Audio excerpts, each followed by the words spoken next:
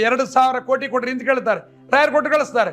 2,000 ಕೋಟಿ ತಗೊಂಡು ಹೋಗ್ತಾನೆ, ಮನೆ ತುಂಬ ನಾಯಿ ಕಟ್ಕೋತಾನೆ, CC ಕ್ಯಾಮ್ರಾ ಹಾಕೋತಾನೆ, ಸೆಕ್ಯೂರಿಟಿ ಗಾರ್ಡ್ ಹಾಕೋತಾನೆ. ಬಟ್ ಒಳಗಡೆ ನೆಮ್ಮದಿ ಇಲ್ಲ. ಹಿಂದಕ್ಕೆ ಮಂತ್ರಾಲಯಕ್ಕೆ ಒಬ್ಬ ತಂದೆ ಮತ್ತು ಮಗಳು ರಾಯರ ಸೇವೆಗಾಗಿ ಬಂದರು. ಮಗಳಿಗೆ ಮದುವೆ ಆಗಬೇಕು, ವರ ನಿಶ್ಚಯವಾಗಿದ್ದಾನೆ, ಆದರೆ ದುಡ್ಡಿಲ್ಲ. ತನ್ನ ಊರಿಂದ ಮಂತ್ರಾಲಯಕ್ಕೆ ಬಂದು ರಾಯರಿಗೆ ಹೇಳಿದೆ, ದುಡ್ಡು ಕೊಟ್ರೆ ಮದುವೆ ಮಾಡ್ತೀನಿ, ಇಲ್ಲದೆ ಇದ್ರೆ ತುಂಗಭದ್ರೆಯಲ್ಲಿ ನಾವಿಬ್ಬರು ಹಾರಿಕೊಂಡು ಪ್ರಾಣತ್ಯಾಗ ಮಾಡ್ತೀವಿ ಅಂತ ರಾಯರ ಸೇವೆಯನ್ನು ಮಾಡಿದರು. ಒಂದು ದಿವಸ ಸ್ವಪ್ನದಲ್ಲಿ ರಾಯರು ದರ್ಶನವನ್ನ ಕೊಟ್ಟು, ನಾಳೆ ಬೆಳಗ್ಗೆ ನನ್ನ ಬೃಂದಾವನದ ಬಳಿಯಲ್ಲಿ ಒಂದು ಈ ಬಣ್ಣದ ಬಟ್ಟೆಯಲ್ಲಿ ಒಂದು ಸಾಮಾನು ಇರುತ್ತೆ, ಅದನ್ನ ತಗೊಂಡು ಹೋಗು ಅಂತ ಅವನಿಗೆ ಹೇಳಿದರು. ಈ ದೇವರ ಹತ್ರ ಪ್ರಾರ್ಥನೆ ಮಾಡಿದೆ, ಇನ್ನೊಬ್ಬರ ದೇವರ ಹತ್ರ ಹೋಗೋಣ, ಹೀಗಿಲ್ಲ. ಡಾಕ್ಟರ್ ಬದಲಾವಣೆ ಮಾಡಿದಂತಿಲ್ಲ ರಾಯರ ಬದಲಾವಣೆ. ಮಗನನ್ನ ರಾಯರ ಬೃಂದಾವನದ ಮುಂದೆ ಕೂಡಿಸಿದ, ದುಡ್ಡಿನ ಗಂಟನ್ನು ಇಟ್ಟು ತಾನು ದೂರ ಹೋದ. ರಾಯರು ಹೇಳಿದ್ದೇ ಹಾಗೆ, ದುಡ್ಡು ಗಂಟು ನಿನ್ನ ಮಗ ಒಟ್ಟಿಗೆ ಇರಬೇಕು, ನೀ ಇರಬಾರದು ಅಂತ. ಏನ್ ಟ್ರೀಟ್ಮೆಂಟು ಗೊತ್ತಿಲ್ಲ ರಾಯರದು. 8 ವರ್ಷದ ಮಗ ಬೆಳೆದವನು, ಅವನಿಗೇನಾಗಿದೆ, 8ನೇ ವರ್ಷಕ್ಕೆ ಅಪಮೃತ್ಯು ಬಂದು ಸತ್ತೋಗಿಬಿಟ್ಟ. ತಂದೆ ತಾಯಿಗಳಿಗೆ ಬಹಳ ದುಃಖ ಆಯಿತು. ರಾಯರನ್ನ ಅಪಾರವಾಗಿ ರಾಘವೇಂದ್ರ ಸ್ವಾಮಿಗಳನ್ನು ನಂಬಿದವರು ಬಂದರು ರಾಯರ ಬಳಿಯಲ್ಲಿ. ನನಗೆ ಮಗ ಬೇಕು ಅಂತ ಕೇಳಲಿಲ್ಲ, ಅದೇ ಮಗ ಬೇಕು ಅಂತ ಕೇಳಿದ್ರು. ಊರ ಜನ ಹೇಳಿದ್ರು, ಅದು ಹೇಗೆ ಸಾಧ್ಯ, ಅದೇ ಮಗ ಬಂದ್ರು, ನಿಮ್ಗೆ ಅವನೇ ಬಂದಿದ್ದಾನೆ ಅಂತ ಹೇಗೆ ಗೊತ್ತು? ಇಲ್ಲಿ 2,000 ಕೋಟಿ ಕೊಡ್ರಿ ಅಂತ ಕೇಳ್ತಾರೆ. ರಾಯರು ಕೊಟ್ಟು ಕಳಿಸ್ತಾರೆ. 2,000 ಕೋಟಿ ತಗೊಂಡು ಹೋಗ್ತಾನೆ, ಮನೆ ತುಂಬ ನಾಯಿ ಕಟ್ಕೋತಾನೆ, CC ಕ್ಯಾಮ್ರಾ ಹಾಕೋತಾನೆ, ಸೆಕ್ಯೂರಿಟಿ ಗಾರ್ಡ್ ಹಾಕೋತಾನೆ. ಬಟ್ ಒಳಗಡೆ ನೆಮ್ಮದಿ ಇಲ್ಲ. ಹಿಂದಕ್ಕೆ ಮಂತ್ರಾಲಯಕ್ಕೆ ಒಬ್ಬ ತಂದೆ ಮತ್ತು ಮಗಳು ರಾಯರ ಸೇವೆಗಾಗಿ ಬಂದರು. ಮಗಳಿಗೆ ಮದುವೆ ಆಗಬೇಕು, ವರ ನಿಶ್ಚಯವಾಗಿದ್ದಾನೆ, ಆದರೆ ದುಡ್ಡಿಲ್ಲ. ತನ್ನ ಊರಿಂದ ಮಂತ್ರಾಲಯಕ್ಕೆ ಬಂದು ರಾಯರಿಗೆ ಹೇಳಿದೆ, ದುಡ್ಡು ಕೊಟ್ರೆ ಮದುವೆ ಮಾಡ್ತೀನಿ, ಇಲ್ಲದೆ ಇದ್ರೆ ತುಂಗಭದ್ರೆಯಲ್ಲಿ ನಾವಿಬ್ಬರು ಹಾರಿಕೊಂಡು ಪ್ರಾಣತ್ಯಾಗ ಮಾಡ್ತೀವಿ ಅಂತ ರಾಯರ ಸೇವೆಯನ್ನು ಮಾಡಿದರು. ಒಂದು ದಿವಸ ಸ್ವಪ್ನದಲ್ಲಿ ರಾಯರು ದರ್ಶನವನ್ನ ಕೊಟ್ಟು, ನಾಳೆ ಬೆಳಗ್ಗೆ ನನ್ನ ಬೃಂದಾವನದ ಬಳಿಯಲ್ಲಿ ಒಂದು ಈ ಬಣ್ಣದ ಬಟ್ಟೆಯಲ್ಲಿ ಒಂದು ಸಾಮಾನು ಇರುತ್ತೆ, ಅದನ್ನ ತಗೊಂಡು ಹೋಗು ಅಂತ ಅವನಿಗೆ ಹೇಳಿದರು.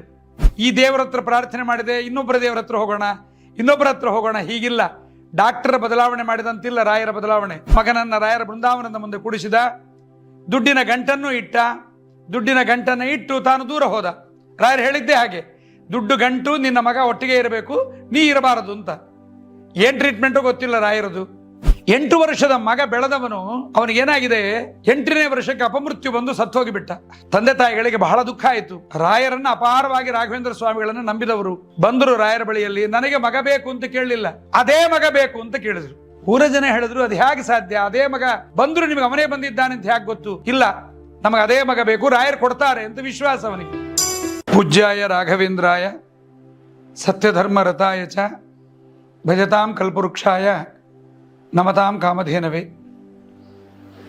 ಕಲಿಯುಗದ ಕಾಮಧೇನು ಕಲ್ಪವೃಕ್ಷ ಎಂಬುದಾಗಿ ಅನೇಕ ಭಕ್ತರಿಂದ ಗೇಗೀಯಮಾನರಾದ ಗುರುಗಳು ರಾಘವೇಂದ್ರ ಸ್ವಾಮಿಗಳು ತಮ್ಮ ಜೀವಮಾನದಲ್ಲಿ ಅನೇಕ ಭಕ್ತರಿಗೆ ಅವರ ಮನೋಭಿಷ್ಟಗಳನ್ನು ಪೂರ್ಣ ಮಾಡಿ ಅವರ ದುಃಖಗಳನ್ನು ಪರಿಹಾರ ಮಾಡುವುದಕ್ಕೋಸ್ಕರವಾಗಿ ತಮ್ಮ ಪುಣ್ಯವನ್ನು ಧಾರೆ ಎರೆದು ಭಾರತ ದೇಶದ ಎಲ್ಲ ಕಡೆಯಲ್ಲೂ ಸಂಚಾರ ಮಾಡಿ ಅನೇಕರ ದುಃಖ ದುಮ್ಮಾನಗಳನ್ನು ಕಳೆಯುತ್ತಾ ಕೊನೆಗೆ ಮಂತ್ರಾಲಯದಲ್ಲಿ ಸಶರೀರರಾಗಿ ತಾವೇ ಹೋಗಿ ಬೃಂದಾವನದಲ್ಲಿ ಕೂತು ಭಗವಂತನ ಧ್ಯಾನವನ್ನು ಮಾಡುತ್ತಾ ಇವತ್ತು ಅಪಾರ ಸಂಖ್ಯೆಯಲ್ಲಿ ಬರುವ ಸಜ್ಜನರು ಒಂದೊಂದು ದಿವಸಕ್ಕೆ ಏನಿಲ್ಲ ಅಂದರೆ 20-30 ಸಾವಿರ ಜನ ಗುರುಸಾರ್ವಭೌಮರ ದರ್ಶನವನ್ನು ಮಾಡಿ ಪುನೀತರಾಗುತ್ತಾ ಇದ್ದಾರೆ. ಈ ಒಂದು ರಾಯರ ಬಳಿಗೆ ನಾವು ಬರುವಾಗ ಮುಖ್ಯವಾಗಿ ಯಾರ್ಯಾರೋ ಏನೇನೋ ಹೇಳಿದ್ದನ್ನು ತಿಳಿದು ರಾಯರ ಬಳಿಗೆ ಬರುವುದಕ್ಕಿಂತ ರಾಯರ ಬಗ್ಗೆ ಸರಿಯಾದ ಮಾಹಿತಿಯನ್ನು ಸಂಗ್ರಹ ಮಾಡಬೇಕು ಅಂತ ಇವತ್ತಿನ ಇವರ ಒಂದು ಅಪೇಕ್ಷೆಯಾಗಿದೆ. ಹಾಗಾಗಿ ರಾಯರ ಬಗ್ಗೆ ಒಂದೆರಡು ಅವರ ವಿಚಾರಗಳನ್ನು ತಿಳಿಯೋಣ. ರಾಘವೇಂದ್ರ ಸ್ವಾಮಿಗಳು ಅವರ ಅವತಾರ ಹುಟ್ಟಿದ್ದು ಎಲ್ಲ ಬೇರೊಮ್ಮೆ ಮತ್ತೊಮ್ಮೆ ಕೇಳೋಣ. ಈಗ ಮಂತ್ರಾಲಯದಲ್ಲಿ ಅನೇಕ ಜನ ನಾನಾ ವಿಧವಾದ ರೋಗಗಳ ಪರಿಹಾರಕ್ಕೆ, ಮನೆಯ ಮಾನಸಿಕ ದುಃಖದ ಪರಿಹಾರಕ್ಕೆ ರಾಯರ ಬಳಿಗೆ ಬರ್ತಾರೆ. ರಾಯರವರಿಗೆಲ್ಲರಿಗೂ ಸಹಿತ ದುಃಖದ ಪರಿಹಾರವನ್ನು ಮಾಡಿದ್ದಾರೆ. ಹಿಂದಕ್ಕೆ ಮಂತ್ರಾಲಯಕ್ಕೆ ಒಬ್ಬ ತಂದೆ ಮತ್ತು ಮಗಳು ರಾಯರ ಸೇವೆಗಾಗಿ ಬಂದರು. ಮಗಳಿಗೆ ಮದುವೆ ಆಗಬೇಕು, ವರ ನಿಶ್ಚಯವಾಗಿದ್ದಾನೆ, ಆದರೆ ದುಡ್ಡಿಲ್ಲ. ತನ್ನ ಊರಿಂದ ಮಂತ್ರಾಲಯಕ್ಕೆ ಬಂದು ರಾಯರಿಗೆ ಹೇಳಿದೆ, ದುಡ್ಡು ಕೊಟ್ಟರೆ ಮದುವೆ ಮಾಡ್ತೀನಿ, ಇಲ್ಲದೆ ಇದ್ರೆ ತುಂಗಭದ್ರೆಯಲ್ಲಿ ನಾವಿಬ್ಬರು ಹಾರಿಕೊಂಡು ಪ್ರಾಣತ್ಯಾಗ ಮಾಡ್ತೀವಿ ಅಂತ ರಾಯರ ಸೇವೆಯನ್ನು ಮಾಡಿದರು. ರಾಯರ ಸೇವೆ ಮಾಡಿದಾಗ ಒಂದು ದಿವಸ ರಾಯರು ಬಹಳ ದಿವಸಗಳ ಸೇವೆ ಮಾಡ್ತಾ ಇದ್ರು ಮಂತ್ರಾಲಯದಲ್ಲಿ. ಈಗಿನ ಕಾಲದಂಗೆ ಬೆಳಗ್ಗೆ ಬಂದು ಬರುವಾಗಲೇ ಟಿಕೆಟ್ ರಿಸರ್ವೇಷನ್ ಮಾಡಿಸಿಕೊಂಡು ವಾಪಸ್ ಹೋಗ್ತಾ ಇರಲಿಲ್ಲ. ಬಹಳ ದಿವಸ ಇರ್ತಿದ್ರು, ರಾಯರ ಅನುಗ್ರಹ ಮಾಡಿದ ಮೇಲೆ ಹೋಗ್ತಾ ಇದ್ರು. ತಂದೆ ಮಗಳಿಬ್ಬರು ಬಂದಿದ್ದಾರೆ, ಬಂದು ರಾಯರ ಸೇವೆ ಮಾಡಿದರು. ಒಂದು ದಿವಸ ಸ್ವಪ್ನದಲ್ಲಿ ರಾಯರು ದರ್ಶನವನ್ನು ಕೊಟ್ಟು, ನಾಳೆ ಬೆಳಗ್ಗೆ ನನ್ನ ಬೃಂದಾವನದ ಬಳಿಯಲ್ಲಿ ಒಂದು ಈ ಬಣ್ಣದ ಬಟ್ಟೆಯಲ್ಲಿ ಒಂದು ಸಾಮಾನು ಇರುತ್ತೆ, ಅದನ್ನ ತಗೊಂಡು ಹೋಗು ಅಂತ ಅವನಿಗೆ ಹೇಳಿದರು. ಇತ್ತ ಇನ್ನೊಬ್ಬ ರಾಯರ ಭಕ್ತ, ಅಪಾರವಾದ ರಾಯರ ಭಕ್ತ, ಅವನಿಗೊಬ್ಬ ಮಗ. ಆ ಮಗ ಮೂಕ, ಹುಟ್ಟು ಪೋಲಿಯೋ ಅಟ್ಯಾಕ್ ಆಗಿರ್ತಕ್ಕಂಥವನು, ಕಾಲಿಲ್ಲ ಅವನಿಗೆ. ಅವನು ರಾಯರ ಶ್ರೇಷ್ಠ ಭಕ್ತ. ಅವನೇನು ಮಾಡಿದ್ದಾನೆ, ರಾಯರಿಗೆ ಮೊರೆ ಹೋಗಿದ್ದಾನೆ, ಸ್ವಾಮಿ ನನಗಿರೋನು ಒಬ್ಬನೇ ಮಗ, ನನ್ನ ಮಗನಿಗೆ ಮಾತಾಡಲಿಕ್ಕೆ ಬರಲ್ಲ, ಕಾಲಿಲ್ಲ, ಮುಂದಿನ ಜೀವನ ಹೇಗೆ ಮಾಡ್ತಾನೆ, ಉದ್ಧಾರ ಮಾಡ್ರಿ ಅಂತಲೇ ಬಹಳ ವರ್ಷಗಳು ಕೇಳ್ತಾ ಇದ್ದ. ಮಗನಿಗೆ 18-20 ವರ್ಷ ಬಂತು, ರಾಯರು ಏನೂ ಅನುಗ್ರಹ ಮಾಡಲಿಲ್ಲ ಅಂತ ಅವನು ಸುಮ್ಮನೆ ಆಗಲಿಲ್ಲ. ರಾಯರನ್ನ ನಂಬಿದ್ದ, ಅಪಾರವಾಗಿ ನಂಬಿದ್ದ. ಈ ದೇವರ ಹತ್ರ ಪ್ರಾರ್ಥನೆ ಮಾಡಿದೆ, ಇನ್ನೊಬ್ಬರ ದೇವರ ಹತ್ರ ಹೋಗೋಣ, ಹೀಗಿಲ್ಲ. ಡಾಕ್ಟರ್ ಬದಲಾವಣೆ ಮಾಡಿದಂತಿಲ್ಲ ರಾಯರ ಬದಲಾವಣೆ. ನಂಬಬೇಕು, ವಿಶ್ವಾಸ, ತುಂಬಾ ವಿಶ್ವಾಸ ಫಲದಾಯಕ ಅಂತ. ಅವನು ಮಾಡಿದ ವಿಶ್ವಾಸಕ್ಕೆ ಫಲ ಸಿಕ್ಕಿತು. ಒಂದು ದಿವಸ ರಾತ್ರಿ ಸ್ವಪ್ನದಲ್ಲಿ ರಾಯರು ಹೇಳಿದ್ರು, ನಿನ್ನ ಮಗನನ್ನು ಕರ್ಕೊಂಡು ಇಂಥ ಕಲರ್ ಬಟ್ಟೆಯಲ್ಲಿ ಇಷ್ಟು ದುಡ್ಡು ತಗೊಂಡು ಮಂತ್ರಾಲಯಕ್ಕೆ ಬಾ ಅಂತ ಹೇಳಿದರು. ಅವನು ಮಗನನ್ನು ಕರ್ಕೊಂಡು, ಕುಂಟು ಮಗನನ್ನು ಎತ್ತಿನ ಗಾಡಿ, ಆಗಿನ ಕಾಲದಲ್ಲಿ ಎತ್ತಿನ ಗಾಡಿಯಲ್ಲಿ ಕೂಡಿಸಿಕೊಂಡು ಮಗನನ್ನು ಕರ್ಕೊಂಡು ಬಂದು ರಾಯರು ಹೇಳಿದ್ರು, ಹೀಗೆ ಬೃಂದಾವನದ ಮುಂದುಗಡೆ ಕೂಡಿಸಬೇಕು ಅಂತ. ಅದನ್ನೇ ಈ ಕನ್ಯಾ ಪಿತೃವಿಗೆ ಹೇಳಿದ್ರು ರಾಯರು. ಬಂದ ಮಗನನ್ನು ರಾಯರ ಬೃಂದಾವನದ ಮುಂದೆ ಕೂಡಿಸಿದ, ದುಡ್ಡಿನ ಗಂಟನ್ನು ಇಟ್ಟು ತಾನು ದೂರ ಹೋದ. ರಾಯರು ಹೇಳಿದ್ದೇ ಹಾಗೆ, ದುಡ್ಡು ಗಂಟು, ನಿನ್ನ ಮಗ ಒಟ್ಟಿಗೆ ಇರಬೇಕು, ನೀ ಇರಬಾರದು ಅಂತ. ಏನ್ ಟ್ರೀಟ್ಮೆಂಟು ಗೊತ್ತಿಲ್ಲ ರಾಯರದು. ಕೊನೆಗೆ ಆ ಕನ್ಯಾ ಪಿತೃ, ಕನ್ಯೆಯ ತಂದೆ ಅವನು ಬಂದವನೇನು ಮಾಡಿದ, ಆ ರಾಯರು ಹೇಳಿದ್ರು, ಇಂಥ ಕಲರ್ ಬಟ್ಟೆಯಲ್ಲಿ ದುಡ್ಡಿದೆ, ತಗೊಂಡು ಹೋದ. ಇವ ತಗೊಂಡು ಹೋದ ಕೂಡಲೇ ಕುಂಟ ಮತ್ತು ಮೂಕ ಅವ ದುಡ್ಡು ಗಂಟು ಮುಟ್ಟಿದ ಕೂಡಲೇ ಅವ ಕಿರ್ಚಿದ, ಕಳ್ಳ ಅಂತ. ಹುಟ್ಟು ಮೂಕ ಅವನು ಅಂಥ ಮೂಕನಾಗಿದ್ದ. ಕಳ್ಳ ತಗೊಂಡು ಹೋಗ್ತಾ ಇದ್ದಾನೆ ಎನ್ನುವುದರೊಳಗೆ ರಾಯರು ಸೈಕಲಾಜಿಕಲ್ ಎಫೆಕ್ಟ್ ಕೊಟ್ಟರು ಅವನಿಗೆ. ದುಡ್ಡು ಹೋಯ್ತು ಅನ್ನುವ ನೆಪದಲ್ಲಿ ಕಾಲು ನನಗಿದೆ ಅಂತ ತಿಳ್ಕೊಂಡ, ಓಡಿದ ಅವನ ಹಿಂದೆ, ದುಡ್ಡು ತಗೊಂಡವನ ಹಿಂದೆ ಓಡಿದ. ಊರಲ್ಲಿ ಹಿಂದಿನ ದಿವಸ ನಾವೆಲ್ಲ ನೋಡಿದ್ವಿ, ಕಾಲಿಲ್ಲದೆ ಇದ್ದವನನ್ನ ಎತ್ತುಕೊಂಡು ಬಂದಿದ್ರು. ರಾಯರ ಬಳಿಗೆ ಬಂದ, ಓಡಿದ.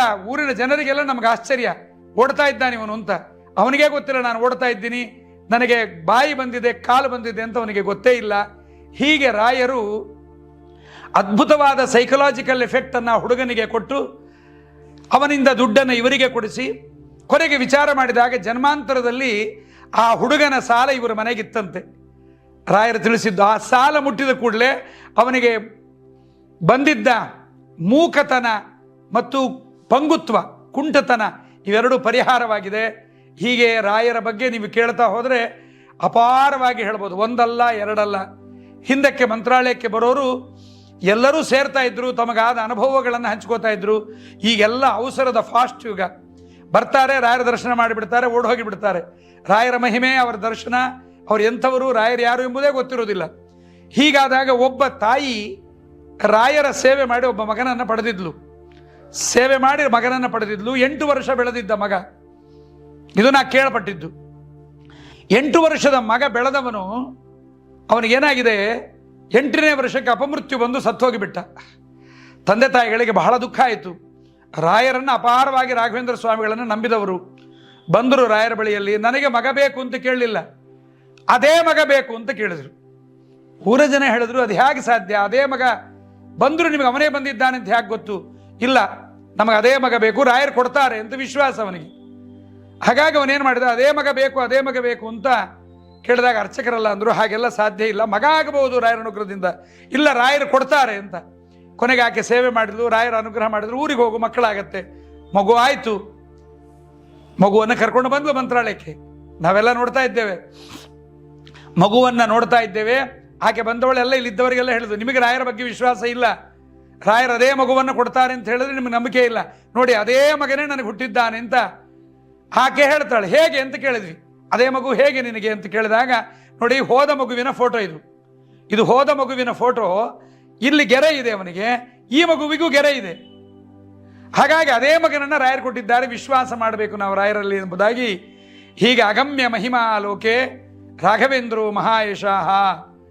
ರಾಯರು ಬೇಡಿದ ಭಕ್ತರಿಗೆ ಬೇಡಿದ್ದೆಲ್ಲವನ್ನೂ ಕೊಡ್ತಾರೆ, ಅವರ ಮನೋರಥಗಳನ್ನು ಪೂರ್ಣ ಮಾಡ್ತಾರೆ, ಅವರಿಗೆ ಆನಂದವನ್ನು ಪಡಿಸ್ತಾರೆ, ಅವರಿಗಿದ್ದ ದುಃಖವನ್ನು ಕಳೆಯುವುದರ ಜೊತೆಗೆ ಈ ಕೇಳಿದ್ದು ಸರಿ ಇಲ್ಲ ಅನ್ನುವುದನ್ನು ರಾಯರು ತೋರಿಸಿಕೊಡ್ತಾರೆ. ನಾವೇನೋ ಕಾರ್ ಬೇಕು ಅಂತ ಕೇಳಿರ್ತೀವಿ, ಮನೆ ಬೇಕು ಅಂತ ಕೇಳಿರ್ತೀವಿ, ಬಂಗಾರ ಬೇಕು ಅಂತ ಕೇಳಿರ್ತೀವಿ. ರಾಯರು ಅದನ್ನು ಕೊಡ್ತಾರೆ ಮೊದಲಿಗೆ. ನಂತರ ಅವನಿಗೆ ಗೊತ್ತಾಗತ್ತೆ, ನಾ ಇದನ್ನು ಕೇಳಬಾರ್ದಾಗಿತ್ತು, ರಾಯರನ್ನ ನಾನು ಬೇರೆ ಕೇಳಬೇಕಾಗಿತ್ತು. ಇವೆಲ್ಲ ಸೆಕೆಂಡ್ಸು. ಮನೆ ಕೇಳದೆ, ಮಡದಿ ಕೇಳದೆ, ಮಕ್ಕಳನ್ನು ಕೇಳದೆ, ಬಂಗಾರ ಕೇಳದೆ, ಇವೆಲ್ಲವೂ ದುಃಖ ಕೊಡುತ್ತೆ ಹೊರತು ನಾನು ರಾಯರಲ್ಲಿ ಕೇಳಬೇಕಾಗಿದ್ದು ಸುಖವಾಗಿ ದುಃಖವಿಲ್ಲದೆ ಇರಬೇಕು ಅಂತ ಕೇಳಬೇಕಾಗಿತ್ತು, ನಾ ಕೇಳಲಿಲ್ಲ ಅಂತ ರಾಯರು ಅವನಿಗೆ ತೋರಿಸಿಕೊಡ್ತಾರೆ. ಕೊನೆಗೆ ನನಗೆ ರಾಯರೇ ನೆಮ್ಮದಿ ಕೊಡ್ರಿ ಅಂತ ಕೇಳೋದಿಲ್ಲ. ಅನೇಕರು ಬಂದು ನೆಮ್ಮದಿ ಕೇಳೋದಿಲ್ಲ, 2,000 ಕೋಟಿ ಕೊಡ್ರಿ ಅಂತ ಕೇಳ್ತಾರೆ, ರಾಯರು ಕೊಟ್ಟು ಕಳಿಸ್ತಾರೆ. 2,000 ಕೋಟಿ ತಗೊಂಡು ಹೋಗ್ತಾನೆ, ಮನೆ ತುಂಬ ನಾಯಿ ಕಟ್ಕೋತಾನೆ, CC ಕ್ಯಾಮ್ರಾ ಹಾಕೋತಾನೆ, ಸೆಕ್ಯೂರಿಟಿ ಗಾರ್ಡ್ ಹಾಕೋತಾನೆ, ಬಟ್ ಒಳಗಡೆ ನೆಮ್ಮದಿ ಇಲ್ಲ. ಹೆಸರು ಮನೆಗೆ ಶಾಂತಿ ನಿವಾಸ, ಹೆಂಡತಿ ಶಾಂತಿ, ಆದರೆ ಮನೆಯಲ್ಲಿ ನಿಶ್ಚಯ ಎಲ್ಲ ಅಶಾಂತಿ. ಹಾಗಾಗಿ ರಾಯರ ಬಳಿಯಲ್ಲಿ ನಾವು ಕೇಳಬೇಕಾದದ್ದು, ರಾಯರನ್ನು ಮುಖ್ಯವಾಗಿ ನಾವು ಕೇಳಬೇಕಾದದ್ದು, ರಾಯರೇ ನಮಗೆ ನೆಮ್ಮದಿ. ಯಾವತ್ತೂ ಕೂಡ ಜೀವನದಲ್ಲಿ ನೆಮ್ಮದಿ ದುಡ್ಡಿನಿಂದ ನೆಮ್ಮದಿ ಅಲ್ಲ, ಹೆಂಡತಿ ಮಕ್ಕಳಿಂದ ಅಲ್ಲ, ದೇಹದಲ್ಲಿ ಮನಸ್ಸಿಗೆ ನೆಮ್ಮದಿಯನ್ನು ಕೊಡಿ ಅಂತ ಕೇಳಿದಾಗ ರಾಯರು ಖಂಡಿತವಾಗಿ ಸಂತಾನ ಸಂಪತ್ ಪರಿಶುದ್ಧ ಭಕ್ತಿ ವಿಜ್ಞಾನ ವಾಗ್ದೇಹ ಸುಭಾಟವಾದೀನ್ ದತ್ವಾ ಶರೀರೋತ್ಥ ಸಮಸ್ತ ದೋಷಾನ್ ಹತ್ವಾಸನೋ ವ್ಯಾದ್ ಗುರುರಾಘವೇಂದ್ರ ಅಂತ ಅಪಣಾಚಾರ್ಯವರನ್ನು ಸ್ತೋತ್ರ ಮಾಡಿದ್ದಾರೆ. ಹೀಗೆ ರಾಯರ ಮಹಿಮೆಯನ್ನು ಕೂತು ಕೇಳ್ತಾ ಇದ್ದರೆ ವರ್ಷಗಟ್ಟಲೆ ಹೇಳಬಹುದು, ಅಷ್ಟು ರಾಯರ ಮಹಿಮೆಯನ್ನು ಪಡೆದ ಭಕ್ತರಿದ್ದಾರೆ. ಇಂಥ ರಾಘವೇಂದ್ರ ಸ್ವಾಮಿಗಳು ನಿಮ್ಮ ಮನೋರಥಗಳನ್ನು ಪೂರ್ಣ ಮಾಡಿ, ನಿಮ್ಮ ದುಃಖಗಳನ್ನು ಪೂರ್ಣ ಮಾಡಿ, ಇದರಿಂದ ರಾಯರ ಅನುಗ್ರಹ ನಿಮ್ಮ ಮೇಲಾಗಿ ನೀವು ರಾಯರ ನಿಜವಾದ ಪರಮ ಭಕ್ತರಾಗಿ ರಾಯರ ಅನುಗ್ರಹಕ್ಕೆ ಪಾತ್ರರಾಗಿ ಅಂತ ಹೇಳ್ತಾ ಕೃಷ್ಣಾರ್ಪಣಮಸ್ತು. ಹರೇ ನಮಃ.